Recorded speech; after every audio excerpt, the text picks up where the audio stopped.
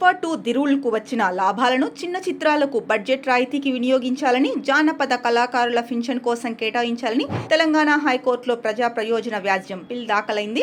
న్యాయవాది నరసింహారావు ఈ పిల్ దాఖలు చేశారు. బెనిఫిట్ షోలు, టికెట్ ధరల పెంపు వల్ల పుష్ప 2 చిత్రానికి భారీగా ఆదాయం వచ్చిందని ఆయన కోర్టు దృష్టికి తీసుకొచ్చారు. హోంశాఖ ప్రత్యేక ఉత్తర్వులిచ్చి మరీ బెనిఫిట్ షోలు, టికెట్ ధరల పెంచుకోవడానికి అనుమతి ఇచ్చిందన్నారు. బెనిఫిట్ షో, టికెట్ ధరలు పెంపునకు అనుమతి ఇవ్వడానికి గల కారణాలేంటో చెప్పలేదని న్యాయస్థానానికి వివరించారు. సుప్రీంకోర్టు తీర్పు ప్రకారం చిత్రాల లాభాలను కళాకారుల సంక్షేమానికి కేటాయించాలని కోరారు. ఇప్పటికే బెనిఫిట్ షోలు, టికెట్ల వసూలు ముగిసింది కదా అని సీజే ప్రశ్నించగా వాటి వల్ల వచ్చిన లాభం గురించే పిటిషన్ దాఖలు చేశామని న్యాయవాది వివరించారు. అయితే అందుకు తగిన విధంగా సుప్రీంకోర్టు తీర్పు కాపీని సమర్పించాలని ఆదేశిస్తూ విచారణ హైకోర్టు 2 వారాలకు వాయిదా వేసింది. ఇక అల్లు అర్జున్ కథానాయకుడుగా సుకుమార్ దర్శకత్వంలో రూపొందిన చిత్రం పుష్ప 2 దిరుల్ గతేడాది డిసెంబర్లో విడుదలై బాక్సాఫీస్ వద్ద 1800 కోట్లకు పైగా వసూలు చేసింది. ప్రస్తుతం ప్రముఖ ఓటీటీ వేదిక నెట్ఫ్లిక్స్ లో తెలుగుతో పాటు ఇతర భాషల్లోనూ స్ట్రీమింగ్ అవుతోంది.